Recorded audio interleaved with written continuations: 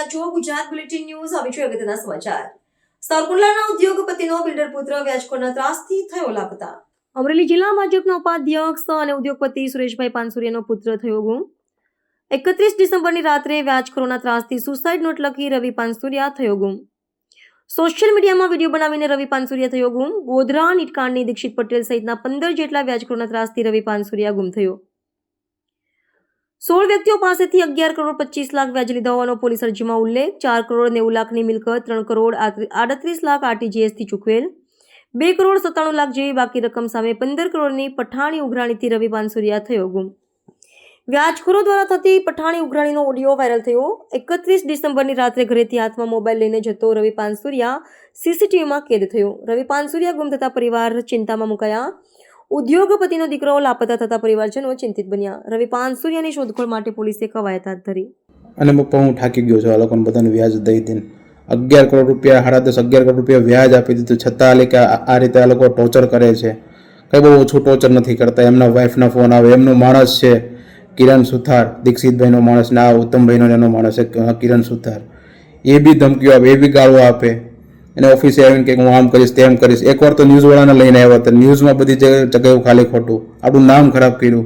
આ બધું પપ્પા હવે સહન નથી થતું. પપ્પા હવે હકીકત હું જે કરું છું ને પપ્પા એ હું મજબૂરીના લીધે કરું છું. પપ્પા સુરેશ પાનસુરિયા મારું નામ છે. સાવરકુંડલા ખાતે મારો દીકરો આ 2 દિવસ પહેલા આવ્યો હતો.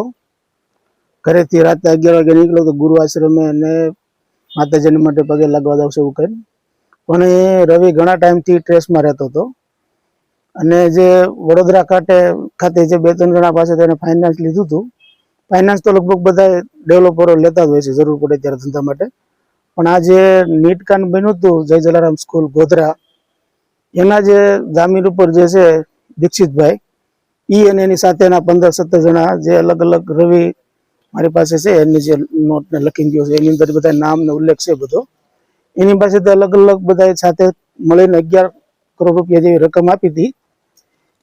એની સામે રવિ એને કંઈક 4 કરોડ ને 90 લાખ રૂપિયાની મિલકત દસ્તાવેજ કરીને પોઝેશન આપ્યું હતું અને 3 કરોડ 38 લાખ રૂપિયા જેવું એને એના જે અલગ અલગ એકાઉન્ટમાંથી આવેલા પૈસા હતા એમાં આરટીજીએસથી આપેલા હતા. મને મારા દીકરો કાલે આવ્યો વડોદરા નાનો, એને કીધું પપ્પા રવિભાઈ લગભગ 2-3 મહિના પહેલા ગોધરા પણ ગયો હતો. એટલે આ લોકો અલગ અલગ જગ્યાએ બોલાવીને એને ટોર્ચર કરતા હતા. ગોધરા પણ એને 2 વખત બોલાવ્યો હતો, એ મને બધી ગઈકાલે ખબર પડી. અને સાવરકુંડલા એલસીબી, અમરેલી જિલ્લાની એસપી સહિતની આખી ટીમ કામે લાગેલી છે અને મને વિશ્વાસ છે કે આ લોકો એકાદ દિવસમાં રવિને ગમે ત્યાંથી પહોંચશે. એના મોબાઈલ સ્વિચ ઓફ આવે છે અને બીજું આ લોકો જે પ્રમાણે એને ધાકધમકી આપતા હતા એટલે અમને થોડોક ચિંતા વધારે રહી છે. પણ મને મારી અમરેલી જિલ્લાની પોલીસ ઉપર સંપૂર્ણ ભરોસો છે કે એ રવિને ગમે ત્યાંથી ગોતી લેશે. એના ફોન ટ્રેસ કરશે, એના અલગ અલગ નંબર મેં હતા એ બધા આપેલા છે અને પૂરો સહકાર મળી રહ્યો છે.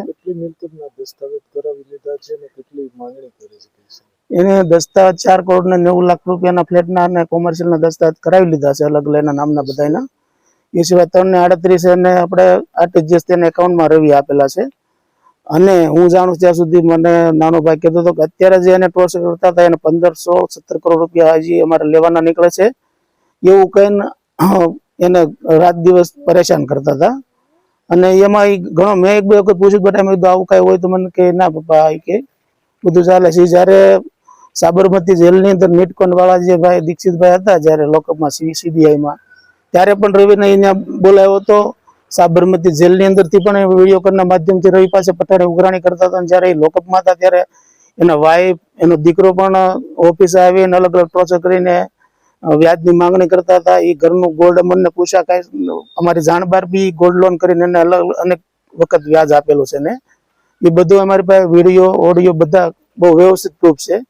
અને એ ઓડિયો બી મેં સાહેબને આજે સંભળાવ્યો હતો એસપી સાહેબને, ત્યારે એમને ખબર પડી કે ખરેખર આખી ઘટના ગંભીર છે અને વ્યાજનું જ છે. અને આ લોકો એટલા બધા આના સિવાયના પીડિત છે કે કદાચ જો બાનાખત આ બધી જે મેટર છે એ બહાર આવશે તો આના પીડિત વડોદરા શહેરની અંદર ગણાય છે. અને 11 કરોડ આપ્યાની સામે લગભગ 70 કરોડના 70-75 મિલકતના એને બાનાખત કરાવી લીધા હતા. એટલે આ જે રવિ જયારે આવે ને ત્યારે અમને પાકી પ્રોપર ખબર પડે. અમારે અત્યારે એક જ છે કે પહેલા અમારા દીકરાને ગમે ત્યાંથી આ લોકો હાજર કરે. અમે રાત દિવસ અત્યારે બધા અલગ અલગ સ્થાનો ઉપર બધી ગોતી છીએ. એ આવી જાય ત્યારે આના કરતા જે વિશેષ હકીકત હશે એ રવિ બધાને જાણ થશે આપણને. રાત્રે નહીં વયો ગયો એટલે કોઈ લઈ ગયો હોય એવી શંકા તમને લાગે છે? ના બની શકે, પણ રાતના 11 વાગ્યા તો એ મારા કાકાના દીકરોની ઘરે આવીને સુતા. પછી મારા મમ્મી પપ્પા અહીંયા હતા, પૂનમ આવતી એટલે દર પૂનમ અહીંયા આવતા હોય છે, હું પણ આવતો છું. તો એ લગભગ 12:15 આજુબાજુ ઘરેથી નીકળ્યો. સીસીટીવી કેમેરામાં 2 કેમેરામાં દેખાય છે બરાબર. એટલે એ ચિંતાનો વિષય કરો. બાકી અત્યાર સુધીમાં અમારે છે આવું ક્યારે પણ અમારે ઘણા લોકોના ફાઇનાન્સ લીધેલા, બધા સહકાર આપે છે. વડોદરાની અંદર અમારો એટલો બધો મોટો બિઝનેસ છે, તો અમારે જરૂર પડતી ત્યારે અમે અલગ અલગ લોકો પાસેથી ફાઇનાન્સ લેતા જ હોય છે. જેવી રીતે બેન્કિંગ નું લેતા હોય એ રીતે પ્રાઇવેટ ફાઇનાન્સ લેતા હોય, પણ બધા અત્યારે નબળો સમય છે, બુકિંગ ઓછા છે, બધા સાથ સહકાર આપે છે. કોઈ એમને એવું પ્રેશરાઇઝ નથી. આ જે ટીમ છે 15-17 જણાનો અમને ખબર છે, અમારા નાના ભાઈને ખબર છે કે રવિ પર આ લોકો બહુ પ્રેશર કરતા હતા. ત્યારે જ આ મારા દીકરા એવું પગલું ભર્યું. બાકી કોઈ દિવસ આ કોઈને ઓફિસે કોઈ દિવસ નબળો જવાબ એના નથી આપ્યો ક્યારેય. હા, વિડીયો બી બનાવ્યો છે મને કે પપ્પા હું અત્યાર સુધી નહોતો કરતો, પણ હવે એટલો અસહ્ય ત્રાસેલો છું ને કે તમે એની વાત જવા દો. એવો વિડીયો બી મારામાં એને નાખેલો છે.